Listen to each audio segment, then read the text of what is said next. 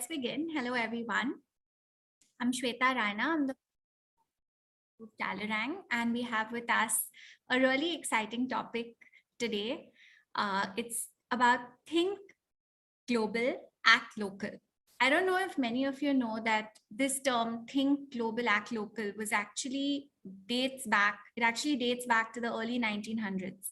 It was supposedly coined by a Scottish biologist. And the first time it was used in business was somewhere in the 1950s.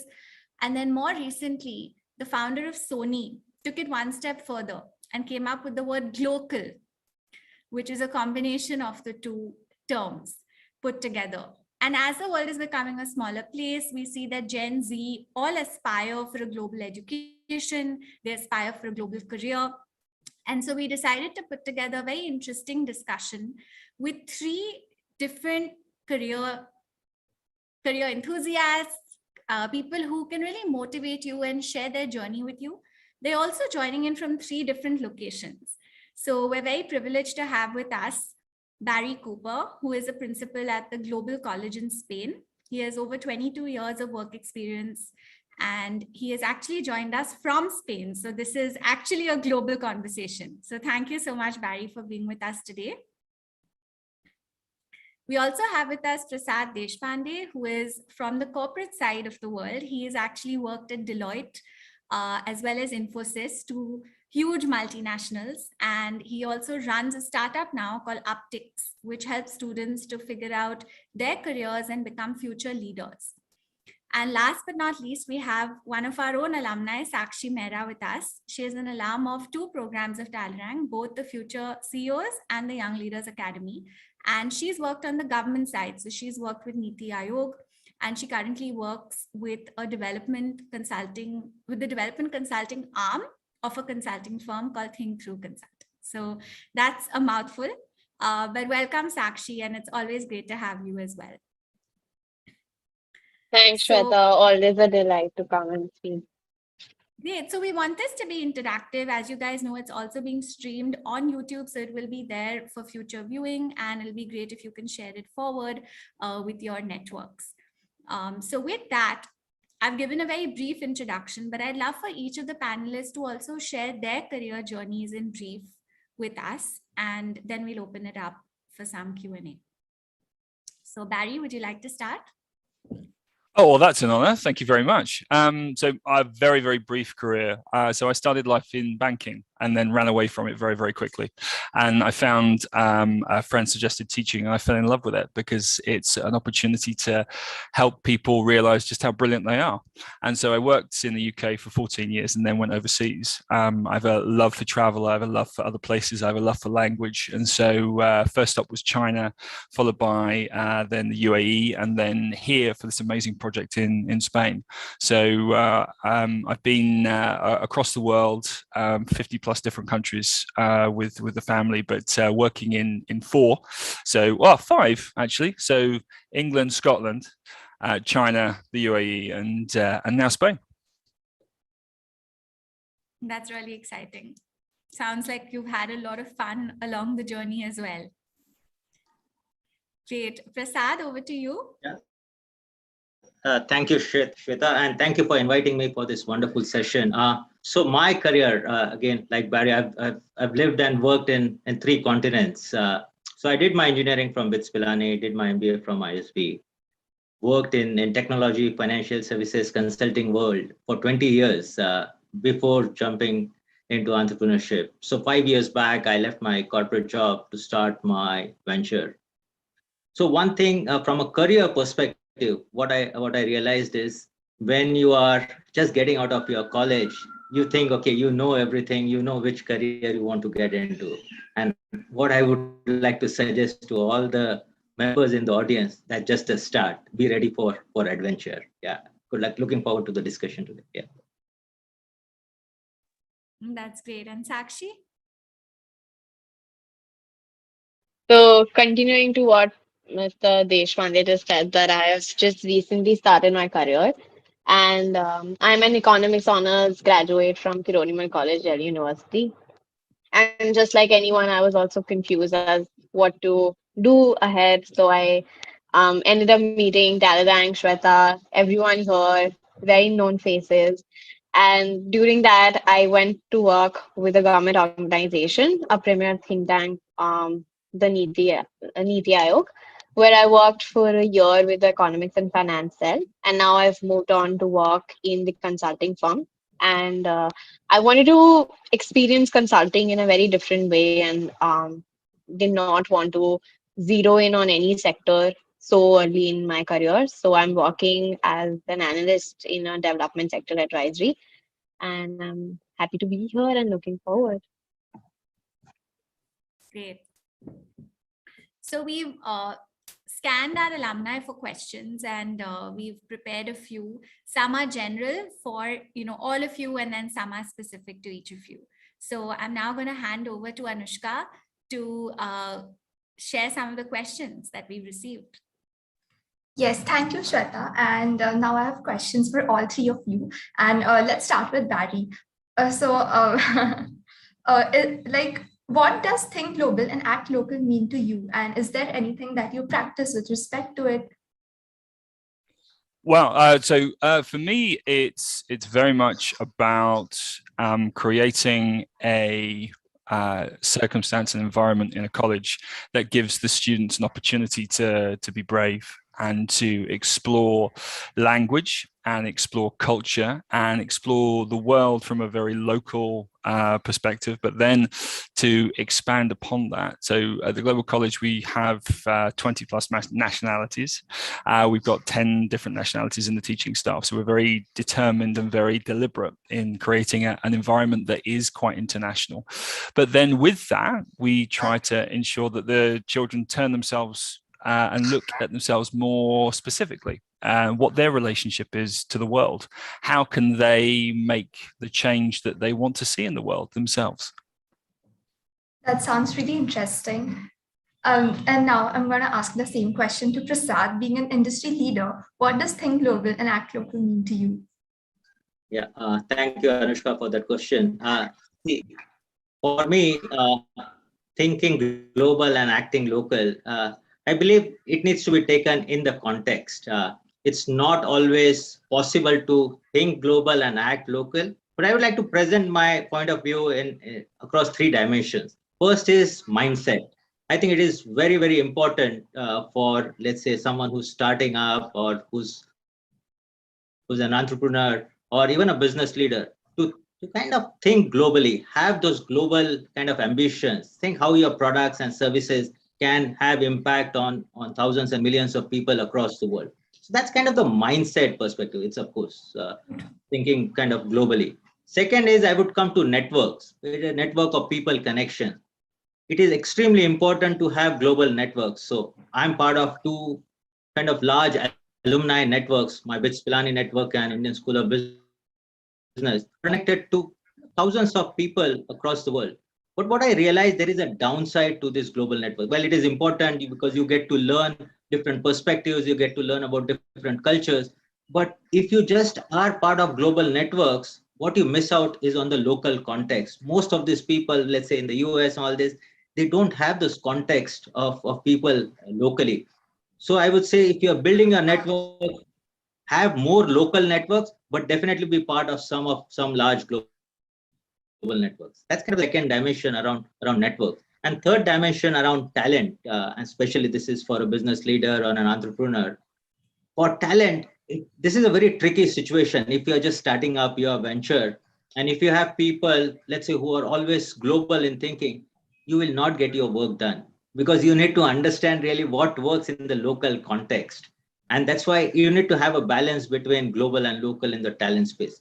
So that's, yeah, I would like to suggest that. So it is really contextual, and for different dimension, you need to think differently. That's very well explained. Thank you so much, Prasad. And now Sakshi, as a Gen Z, what is your take on think global, act local? Thanks, Anushka. By the way, I don't think I'm Gen Z. I'm older. I'm a 97 one. But yeah, given the kind of exposure that I've had, both working at the think tank and now working at the development sector, my think global and act local kind of goes into the direction of how climate change and more on the sustainability lines, where um, we have to be very careful about the products that we are building or what businesses are offering, where they can draw inspiration from global enterprises and everything, but you have to understand that everything has to be catered according to the audience that you're doing. Everything has to be locally kind of saved, given the fact that we are every developing and developed countries, they both have very different development needs. And given that we live in India and we have we're still developing and we have different sources and have an economic trajectory in front of us. I think globally means for me is to draw inspiration from the work that has been done all over, but also customize it and then do something to act local and to preserve it. Because like they said, one small step leads to a global action. So that's for me. That's very well said. Thank you so much, Sakshi. And now I'm going to ask Barry another question again. So, since you are there in Spain and all of us are here, we would want to know that what is the difference between foreign education and education in India? Okay, that is a much longer conversation. I mean, in India, very, very basically, so taking something like the CBSE, the ICSE, obviously CBSE is much larger. It's quite traditional. It's quite science-based. ICSE is, I think, is smaller. There's fewer students doing that. There's fewer schools running that in India. I think it's more humanities. It's more skills and more practical based. This is coming from an outsider's perspective, though, so you have to take this into context. I think Prasad's absolutely right. Context is everything. And then I think when you compare these two, I really love the system in India, though. I have because there's this element of multilingualism that comes in there. There's this element of language, of culture, that India is a continent. It's a massive country. 1.37 billion people are being in India. So it's there's lots there for someone like me who loves culture to really kind of get their teeth into. I think when you compare that to something like IB, which is the system we run at the Global College, IB is, I think, a little bit more balanced. So it doesn't specialize one way or the other. I think it still has the multilingualism there. So coming to somewhere like we teach all in English, so it's a completely English education. We don't teach in Spanish, but then you have this amazing opportunity to learn in English while then being in Spain and embedding yourself in another language. I'm an advocate for multilingualism, absolutely. And so there's a more modern take, I think, in terms of IB, where you have a lot more of the practical and the skills-based learning you see in ICSE, but then the weight of content that you see in the CBSE together. And then you have more, I think, project-based learning with IB. You have a greater a breadth of study as well. So there's huge opportunities there. So for me, for example, I'm going to teach history for the first couple of years at the Global College as we launch in September. And I'm able to teach both European, but then also Asian history. So at the moment, I'm just finishing that course and I want to put a nice chunk of Indian history in there as well. So in the chat, or if anyone wants to get in touch later, I'm thinking somewhere between kind of 1200 and 1700 Indian history. I need a nice little module in there to really kind of wow the kids with. So it's an opportunity to then be global in what we teach in the classroom, but then we're thinking very locally about where we are in our interaction with our surroundings. Okay, that's really nice. And talking about global education, what are some topics that you feel need to be incorporated in today's world? I think Schools have a responsibility to give students confidence to go into the world. So language is vital, entrepreneurship and confidence. People like Prasad who've gone out there and done things and built things. What we want our students to do is exactly the same. We want them to be able to be confident enough to trust themselves and to understand that process and go forward and fail, and then go forward and fail better, and then go forward and have the kinds of success that we want all of our students to have. So entrepreneurship, language, cultural education is absolutely vital. I think understanding, not necessarily learning 15 languages, but understanding 15, 20, 25 different cultures. So when you meet someone from different parts of the world, you can have that conversation with them, you understand them a little bit better. And then sustainability, our environment is the most pressing issue for me for the next 50 years. And I think that the responsibility we have, the responsibility our students have, needs to be at the heart of the conversations we're having in schools. Yeah, and talking about entrepreneurship, so how does the education in Spain yield in creating future leaders? Oh, right. Well, it's again very complex question with very complex answers. But for what we do, we try to provide our students opportunities to meet entrepreneurs, meet business people, meet lawyers, politicians, writers. Entrepreneurship means lots of different things. It means having the strength and will and character to take hold of new projects.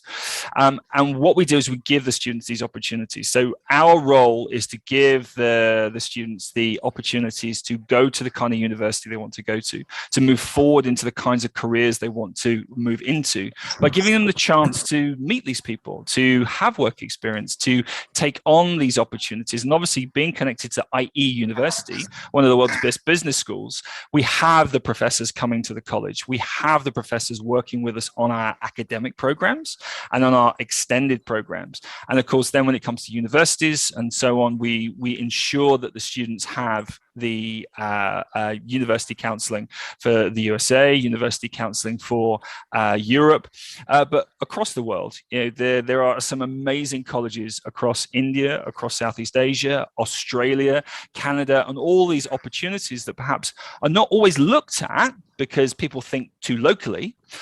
We try to think globally to give them that sight of the opportunities and the adventures that they can go to. I just want to butt in here and clarify that even though it's called the Global College, it is essentially a high school program, right? Yeah, right? We are a high school program, yeah. Yeah, because I think in India, sometimes the terminology just needs to be clarified. So this is, currently, though I see Sakshi and others who are graduates looking quite interested in going and studying further with Barry, but this is primarily for kids who are in the 8th grade onwards. So right? we're taking students from 16 through to 18. So it's a pre-university course, but we take our DNA from IE, the university that we're linked with. So the way I speak, the way I think about education is the way that the president of the university thinks about education, is the way that IE thinks about education. So if you like what I'm saying about pre-university education, then you should have a look at IE for university education. Absolutely. In fact, we have someone from IE on the Talerang team as well, I think, who's recently joined in. Fantastic. Yes. Great. So Anushka, back to you. Yes. Thank you so much, Barry, for answering all the questions so well. And I'm sure this is going to help all of us in the future. And now I'm going to ask a few questions to Prasad. Yes, I am ready. Yes. So talking about the consulting space, how does one incorporate thinking globally and acting locally in the consulting space? So in the consulting space, while this term, right, thinking global, act local, this sounds very, very good, very exciting, but it's extremely difficult to implement. And the reasons for that is primarily the clients are always kind of occupied with their own problems, which are mostly local. So, Okay. so you need to put a lot of efforts to take the client out of their problems and make them think kind of global. So in the initial kind of period of the engagement, where you're probably closing the consulting engagement or you're doing a proposal and all this, you need to kind of put a global vision, help the client think about kind of the global vision. But when it comes to execution, once you get the engagement, once you start the execution part, okay, you need to kind of slowly get more local. And so all your team members start to kind of local, because the context is local. The people that work at the client side, they are local people. Because if you keep always talking about global, then they'll say, okay, this consultant is just kind of fluffing and not really doing any work and is a PowerPoint consultant. You don't want to kind of be here. So that's very, very important. And I would say, while it is so important for the client, what you also need to kind of do is how your local actions can help put kind of the strategy for the client, or the global action, global kind of vision for the client. And you need to help the client see that. And the way to see that is you have to help the employees of the client kind of see that. And this is right from my experience of working with large consulting firms. We've been able to kind of do it. While it sounds, it's just not really a 2-minute conversation. Sometimes it takes a lot of effort to really get to that. But it's a very interesting situation. Yeah, and I would say this context, this would also differ maybe in case of Sakshi, who's working on more government projects and development projects on all this, because that in those cases the context is very, very important. If you're working on a development project that is very local, okay, bringing in kind of global references and all this really sometimes can backfire, because people want to say, okay, what has happened in the local context. Yeah. And how can we impact the ideology of think global and act local among students?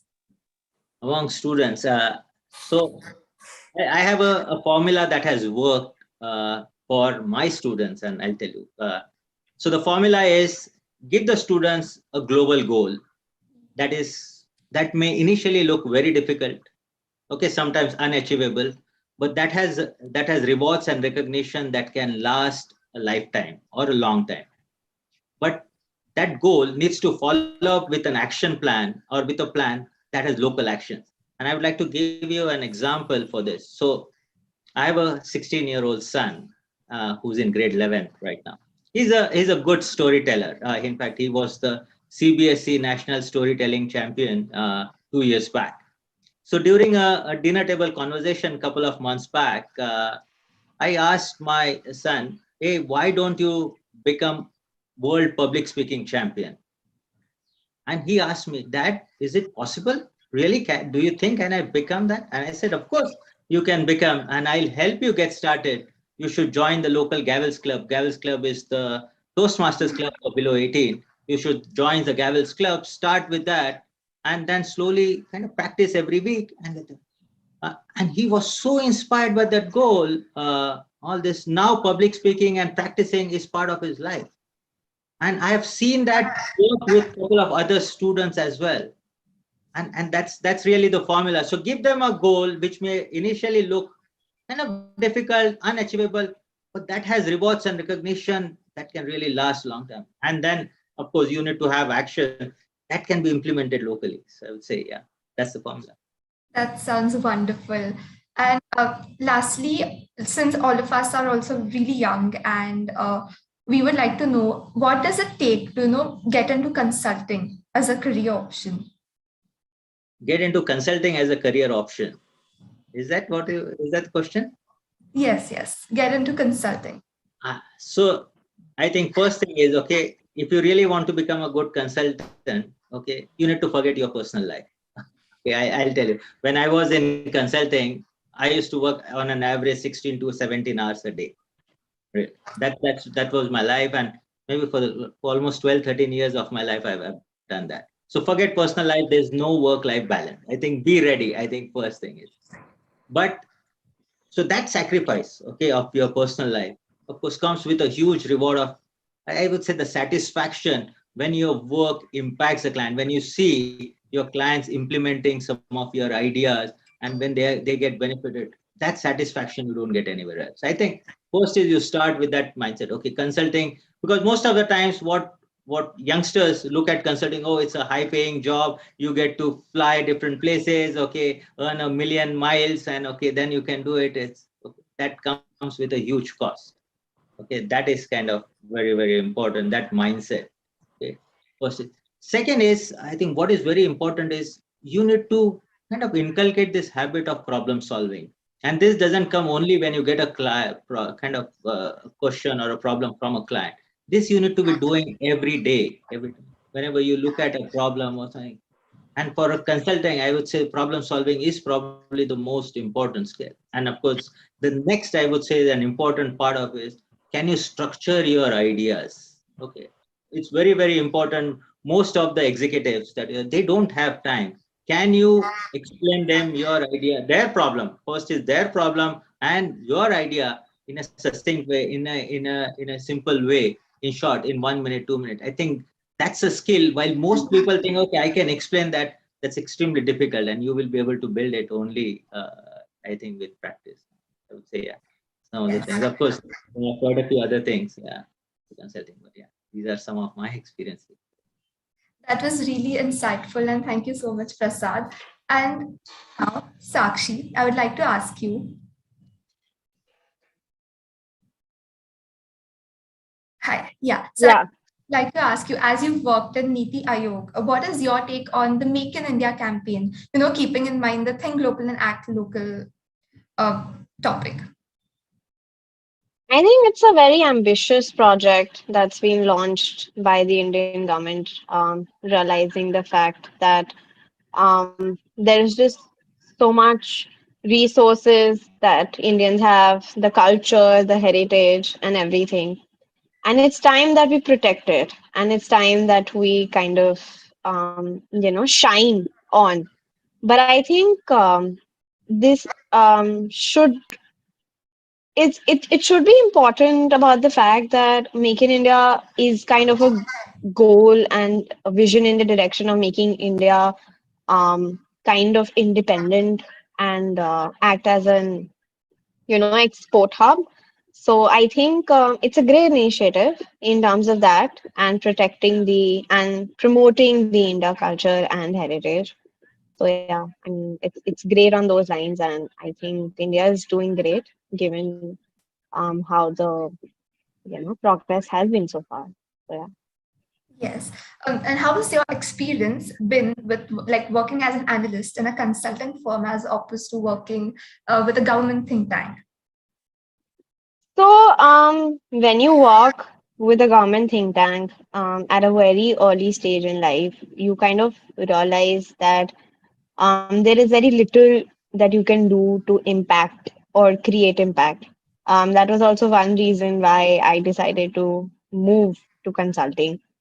And like Mr. Deshpande said, that you have to sacrifice your life because consulting means that you are working 16 to 18 hours a day, and um, the satisfaction comes from um, you know doing providing a client with some actionable recommendations.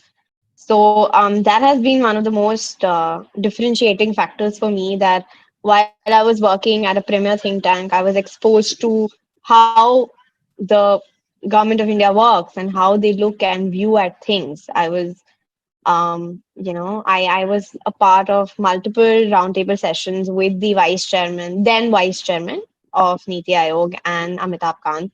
So it was a great experience overall. Just thinking how they look and view at things versus to now I'm working at a development sector advisory, and the horizons have expanded, and every day there's a new project that's coming either in the health sector, on the education sector, or the um, you know wash anything. And that's just made me realize that there are so many criteria that are laid globally by organizations like UNDP, World Bank, and they are all implementing all these programs locally. And there's just so much great effort to uplift the local communities here in India. So it's a great opportunity to be privy to something like this and understand the power of local communities in India. So that's my takeaway from working at a government organization versus working at a development sector advisory, because I'm getting to look at things from a very grassroots perspective as to actually what's the reality. So yeah. Yeah, nicely said. And do you feel that companies need to run programs to spread awareness about environment consumption and also conservation, and also promote the culture of sustainability among their employees? I think, Anushka, it's all about understanding and creating a tick in our behavior. We True. need to be made aware of how our actions are impacting everything that we're doing out. And I think we only feel that okay, climate, like from my personal experience, like I said, I knew that climate action is a thing. I knew that we are in a zone where climate change will be a problem. And now that I'm working, like I said, where I'm understanding how it's causing impact to agriculture, or agriculture is one of our greatest contributors to GDP, and just like that. So everyone has to be made aware, I think, and awareness is the first step. Knowledge is part, and I think companies should make an effort to um, help their employees acquire knowledge on all these kind of things, not just and creating a sustainable environment. That means that you are caring for your employees, and it's very important because ultimately they'll be the one who are the drivers of the community. So just even if one person is aware, and they can impact a lot of people. Yeah, So I true. think that's very important to do that. That's amazing. Thank you so much, Anushka, for consolidating all the questions.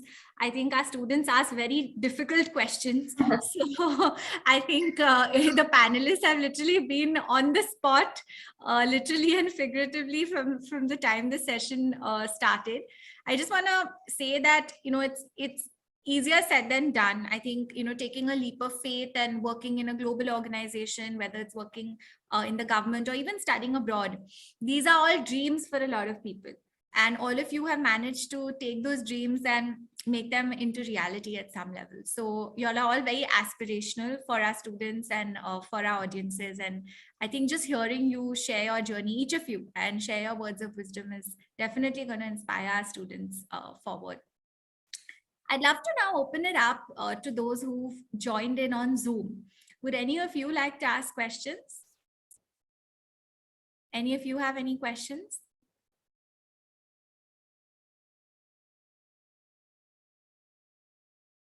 Srinivas, Yes, do you have a question? question. Yes, go for it.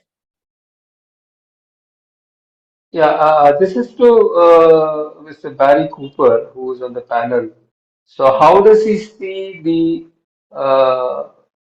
education scenario panning out in India? Uh, I'm afraid I'm not an expert on that. So it's for me to comment, I think would be from someone who's coming from quite far away and looking at it in a very kind of top level way. And I don't think I'd feel comfortable giving you any words of wisdom. I think it's a complex question, and I think it's the kind of question that you need to ask lots of different people and take an amalgam of those different answers and get a sense of what's happening. I think Sakshi was quite right when she was talking about what's happening on a local level, because in one there's 29 different provinces. What's happening in one province is going to be very different to what's happening in another. So I'm afraid I can't really kind of offer more than that, I'm afraid. I mean, one thing that I would say is that a lot of IB schools have come into India, and the IB curriculum, which is being offered at the global college, is no longer a foreign concept anymore. It's something that a lot of graduates are doing. And so I think this distinction of, Indian versus foreign, I think, like this, given with the theme of this talk and this panel, I wouldn't look at it with so many barriers. I would look at it more open-ended and say that, you guys are going to be citizens of the world, most graduates today, and you need to think of yourselves. You need to learn best practices globally and then apply them to further your locality or your region as best you can. And I think in the pandemic, we've been tracked, in our own place, wherever we're from. So we've had more than enough time to learn about the problems that, we see in our own country. So now is really the time to explore and learn about what's happening elsewhere, and then come back and make a change. So that would be my 2 cents on it. Thank you. Sure. Any other questions?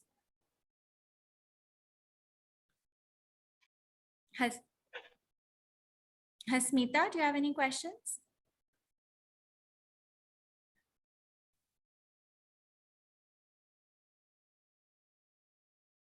I can see Naz has raised her hand. Sure, go for it. Hey, hello everyone. Thank you for a really interesting conversation. The question I have for you guys is, do you think that there are opportunities where really you should be acting global but thinking local? What can we take globally and bring to the local? Because I feel genuinely that there are also those opportunities in reverse. So let me take a shot at that question. Thank you, Naz. That's a very interesting question. And I would like to give an example of the payment system in India. Okay, what has happened in the last 5 years. In India, when India has put up this entire payment infrastructure. Now, if you go, I don't know if you have lived in India or if you live in India, but if you go to any vegetable vendor, right, street side vendor, they accept digital payments. Okay, you can pay literally for 10 rupees, you can use your mobile phone and buy a vegetable. Now, if you think that idea didn't come from global, this is a local idea. And now so many countries are implementing what has been implemented in India. In fact, US also doesn't have that kind of payment infrastructure. So there are a lot of people, there are a lot of European countries that are signing up with NPCI. I think that's kind of one example where you take best of idea, what has been implemented, what has worked here kind of locally, and then take it global. I think that would be a good example. I think that's an amazing example. Actually, it's something that when I next visit India, because I want to come back. I want to come back and see how far it's changed in the 18 years or so since I've been there.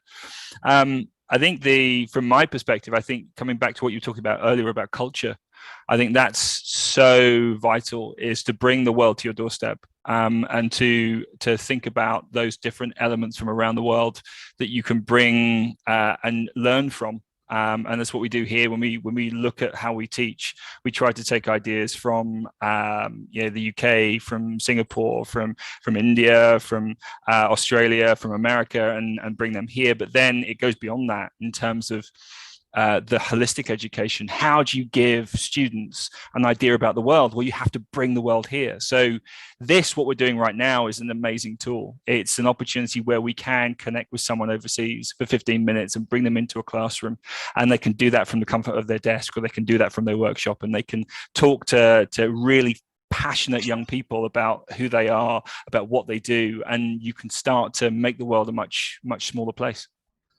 Cool question. Well, thank you both. And I think just from my own perspective, my background is all about neurodiversity. And I think that if we just acted local, we would have missed so much in terms of what's happening globally. And to bring that into our classrooms, into our homes, actually, in our families, has been so important. So I've really enjoyed the conversation. Thank you so much.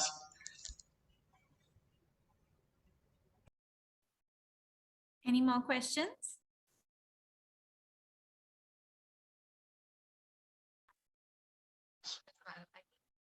Covered this before, but what will your closing thoughts be for any, the future leaders, if they have to start implementing the entire concept of thinking global and acting local? Like Shveta mentioned, I think everything, it's such a microcosm.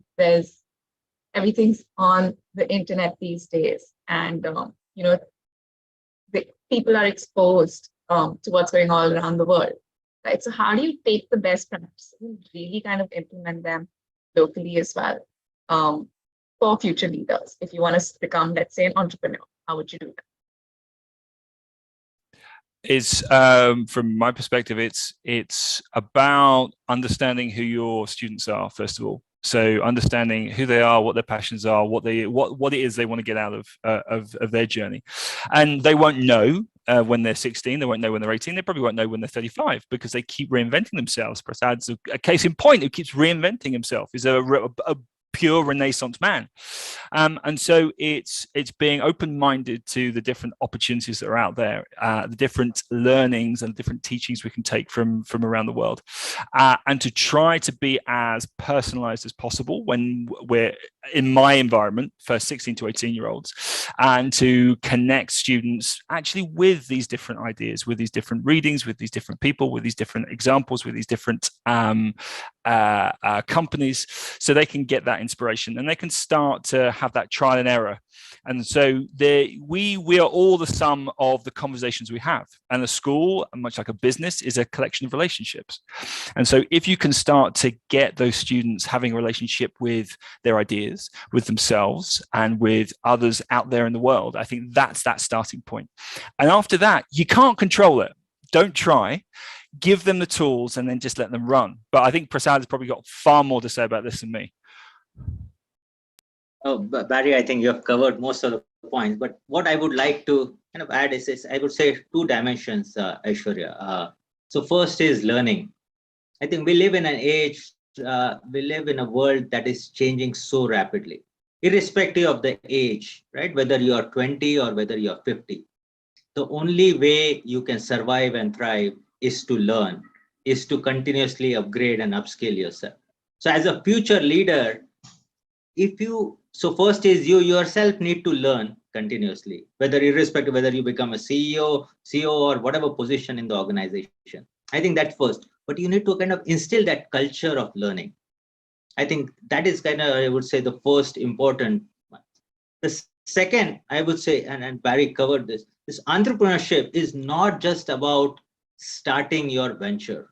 It's a mindset. It's a mindset of getting things done.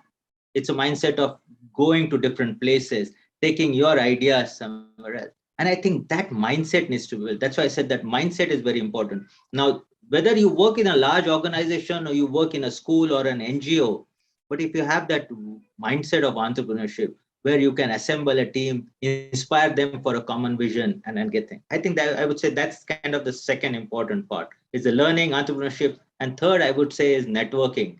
Especially most of the Indians, I would say, are extremely poor in networking. I've lived outside, I've lived, and networking, when I say networking and ability to connect with people at different levels, and communicating to ideas. And Barry, you have lived in the UAE. I've lived in Dubai for 8 years. And what I have seen here most of the time, okay, I'll just give you share this example. I've seen is the top layer, right? The CEOs and CEO in most of the banks and financial, where most of the time Europeans and Americans, and there were people below middle management and people below were Indians, a lot of places. And I used to wonder, why is that? What is the difference? Is it their technical abilities on this? And one thing what I realized is the two things. First is their ability to communicate and then network. And I would say networking and communication, these are important 21st century skills that need to be taught at schools right from grade 2nd or grade 3rd. And we Indians believe, okay, we believe that we are good at it. And we are really pathetic at that. I would say that we need to build that. I would say, Aishwarya, if you are in position, at some position, to influence that or to make that, please take that as your cause and help a lot of Indians kind of build those skills. Thanks a lot, Prasad. Thanks, Patty. Thanks, everyone. I think Prasad left us on the right note. As all of you know, Talerang's mission is to create a work-ready India, and a large part of that is exposing you to mentors and leaders like Prasad, Barry, and Sakshi. And this was a platform for each of you to network, each of you to learn, and each of you to actually get exposed to people who've been there and done that. If you'd like to connect with them after this, and be engaged with any of their organizations, you can reach out to us and we'd be very happy to connect you forward. If the global college interests you, or working at Up-Tix or Thinkthrough Consulting, definitely ping us and we'd be more than happy to take you forward to the right, to the right people. As you guys know, these panel discussions are a way for our community to really come together And these are small group discussions where no one should, be afraid to ask questions. And we saw that today with Anushka. The kind of questions we had were, quite hard hitting. So thanks to everyone who participated, especially to our, to our guest who's come in or who's dialed in all the way from Spain. And I think this is a big advantage of Zoom and, of online learning and interaction, that we can actually have these global conversations. So we look forward to having more such interactions with all of you in the future as well. Big thank you and have a great evening. Thank you, everyone. Thank you for inviting us, and I was glad. Thank you so much. Thank Good you. luck, everyone. Absolutely loved it. Thank you so much. Thank you. Thanks, everyone. Big thank you to the Talerang team as well for putting this together. Anushka, Kaustubh, Aishwarya, all those who, Alakshay, all those who put it together. Thank you.